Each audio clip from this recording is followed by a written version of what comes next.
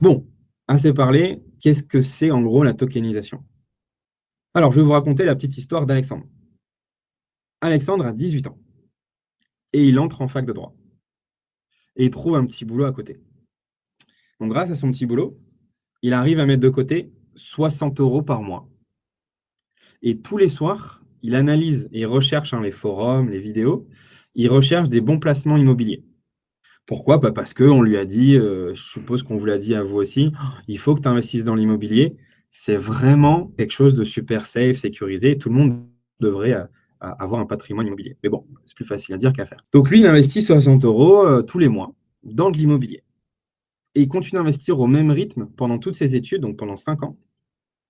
Et tous les mois, il réinvestit tous ses gains. Et du coup, à 23 ans, à la fin de ses études, il décroche un CDI, ce qui lui permet de gagner plus d'argent. Et là, il peut se permettre de mettre maintenant 160 euros par mois dans de l'investissement immobilier. Alors, je vous ai fait un petit tableau, le tableau d'Alexandre, donc qui a investi d'abord 60 euros par mois pendant 5 ans. Alors, je pars du principe que l'immobilier, on va dire, c'est 5% net, même si ce n'est pas vrai, mais on s'en fout, 5% net par an. Et il réinvestit tous les mois les loyers perçus. Alors, je vais vous détailler la première ligne pour que vous compreniez bien. Donc, on commence ici au mois de janvier. Donc là, Alex, il a investi 60 euros dans de l'immobilier. Donc, il achète pour 60 euros d'appartement. Le mois suivant, il rajoute 60 euros. Donc, en tout, son capital investi dans l'immobilier, c'est 120 euros. Et l'argent investi en janvier lui rapporte 2 centimes d'euros. 5% divisé par 12 de 60 euros.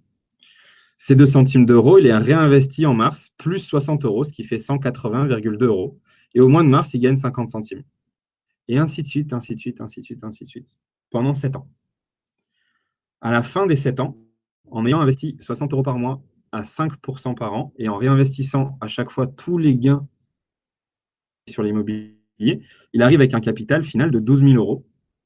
Et tous les mois, il gagne 50 euros. Donc en gros, tous les ans, il se fait 535 euros juste en mettant 60 euros par mois. Alors c'est clair que 535 euros par an, ça ne fait pas rêver, mais en même temps, il a un capital que de 12 000 euros. Donc multiplier tout ça par des chiffres plus intéressants et plus importants, parce que là, on parle d'un étudiant qui a 18 ans, et bah, du coup, vous aurez des revenus beaucoup plus intéressants, tout comme ceux qui investissent dans l'immobilier. Alors comment il fait Alex? Parce qu'aujourd'hui, investir dans l'immobilier, on ne peut pas vraiment le faire avec 60 euros. Donc un bien immobilier, il faut comprendre que ça a plusieurs caractéristiques pour bien comprendre la tokenisation. La caractéristique, c'est qu'un bien immobilier, ça a un prix. C'est la valeur. Alors la valeur, c'est combien a priori vaut cet appartement et combien a priori il pourrait générer. Et quand on additionne tout ça, ça nous donne du coup la valeur. Il peut générer un rendement, ce qu'on appelle le loyer. Donc en gros, c'est un rendement, un truc qui tombe tous les mois. Il peut générer aussi une plus-value lors de la revente. Alors ça, c'est important. Un actif immobilier, c'est un bien qui est illiquide.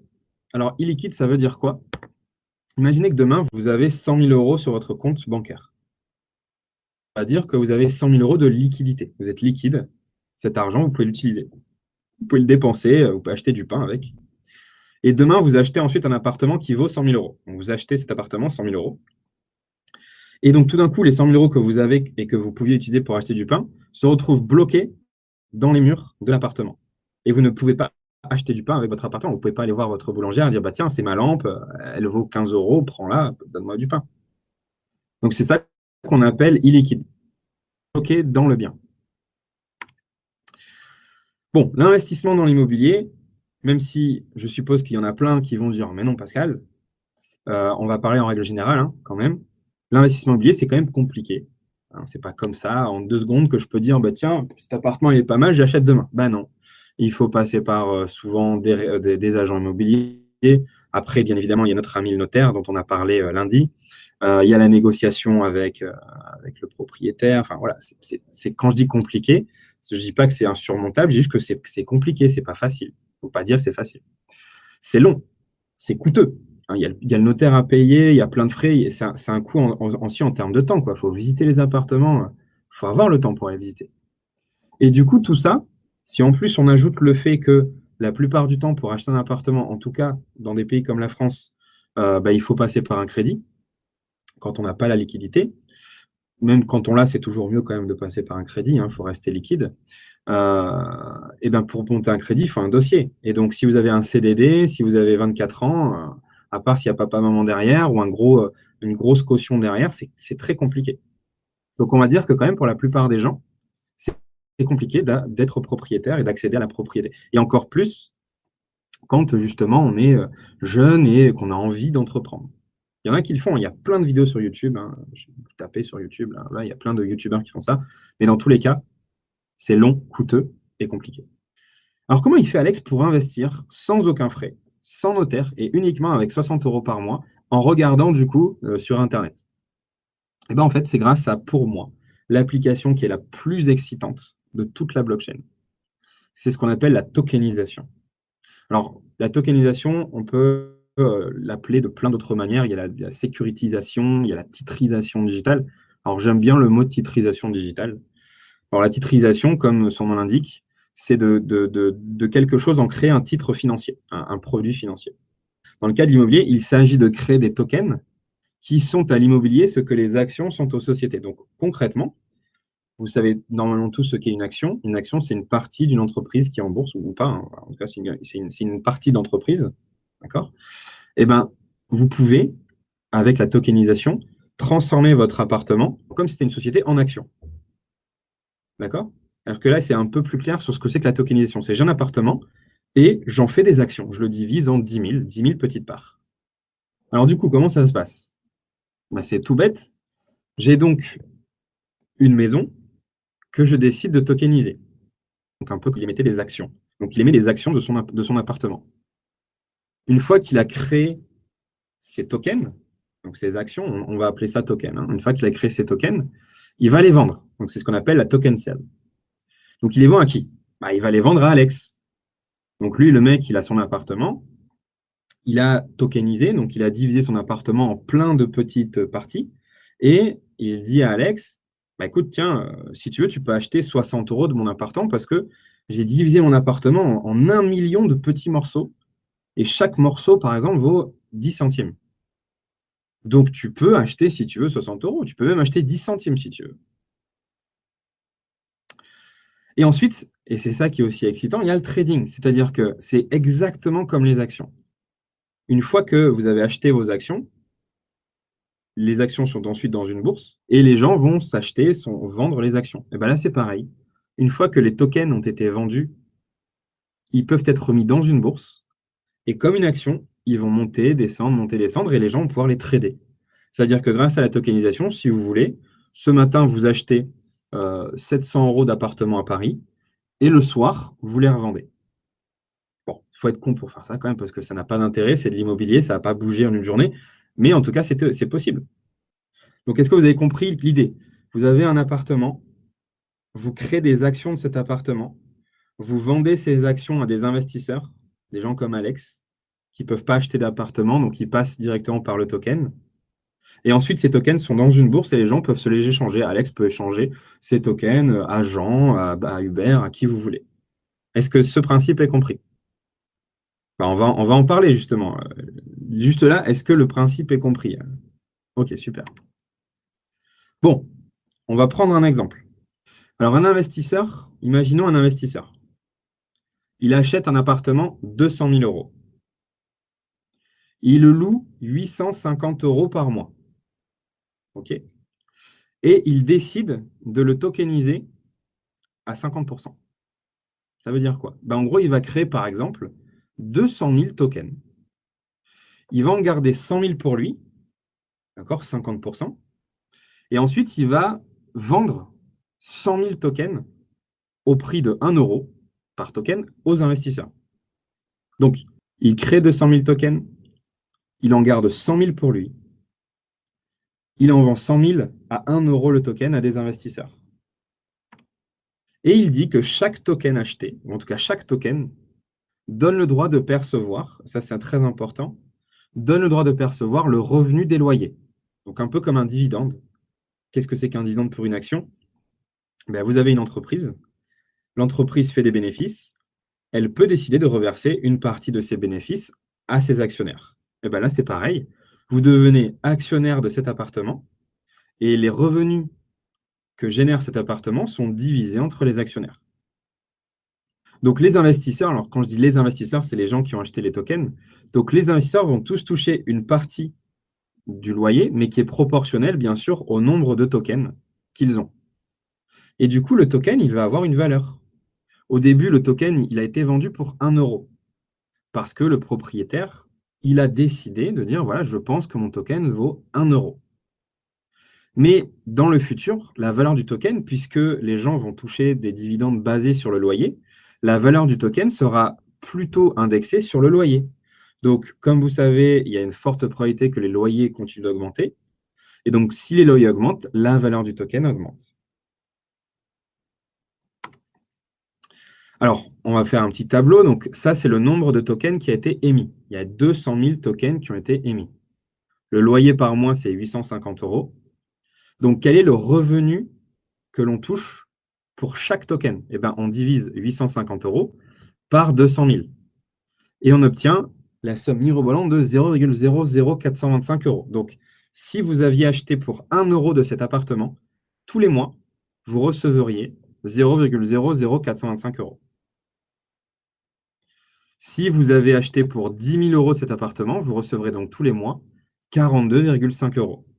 Bon, si vous faites le calcul, ça fait là du 5,1% par an. C'est vraiment des exemples bateaux que j'ai pris en partant du principe que c'est plus ou moins 5% dans l'immobilier en France. OK? Alors, le propriétaire, n'oubliez pas qu'il en a gardé la moitié, c'est-à-dire que tous les mois, lui, le propriétaire, il touche la moitié du revenu, donc la moitié du loyer, soit 425 euros, et les 425 autres euros sont répartis entre les différents actionnaires. Est-ce que c'est compris pour cet exemple-là? Alors, là, je vous ai parlé de l'immobilier et je vous ai parlé d'un setup très particulier. Mais en fait, n'oubliez pas qu'un token, c'est un bout de code, hein. Donc, vous faites exactement ce que vous voulez avec ce token. Il suffit tout simplement de l'écrire dans le code. Donc, dans l'exemple que je vous ai montré, il y avait plusieurs variables. Donc, c'est comme si dans le token, il y avait donc un code avec des variables et on rentrait les données. Donc, il y avait le nombre de tokens. Ça, c'est la première variable importante. Donc, c'était 200 000 tokens. Ensuite, il y avait le prix du token au lancement. C'était 1 euro. Donc ça, ces données peuvent changer, hein. Si vous voulez tokeniser un appartement et vous voulez créer juste 3 tokens, bah, vous pouvez le faire. Si vous voulez créer 3 milliards de tokens, vous pouvez aussi le faire. Ensuite, il y a la distribution des tokens. Lui, là, le propriétaire, il a décidé de distribuer uniquement la moitié des tokens. Donc, il garde la moitié, il distribue la moitié. Ça, pareil, vous pouvez décider de ne donner que 10%, 1%, 99%. Tout dépend de ce que vous voulez faire. Ensuite, il y a le revenu distribué. Vous n'êtes pas obligé de distribuer un revenu. Là, lui, le mec, il a dit, ben, mes tokens donnent un revenu. Mais ce n'est pas obligatoire. Vous pouvez créer un token en disant, bah non, moi, je ne vous donne pas de revenu. Et on en vient aux droits attachés. Et ça, c'était une question, du coup, qui a été posée un peu avant. Donc, les droits attachés au token, dans cet exemple-là, c'était le partage du revenu. C'est-à-dire que chaque personne qui a un token, quel est son droit? Eh ben, elle a le droit de toucher le revenu. Et ça, c'est le créateur du token qui peut décider quels sont les droits. Donc, par exemple, on peut donner le droit d'usage. Et donc, on pourrait dire que chaque personne qui a, par exemple, 5000 tokens a le droit de passer un week-end par an dans mon appartement. Ou chaque personne qui a, par exemple, un token a le droit de me serrer la main quand il me voit dans la rue. Ou chaque personne, enfin, vous voyez le truc en gros. Donc, le token, vous faites ce que vous voulez. Vous pouvez donner un droit de propriété, vous pouvez donner un droit d'usage, vous pouvez juste donner un droit de toucher l'argent, ou vous pouvez ne rien donner du tout. Donc, comme pour une action, en fait, hein, c'est un peu le principe qu'il y a des actions. C'est exactement ça, Louis. Mais c'est les actions appliquées à l'immobilier. Et via une blockchain.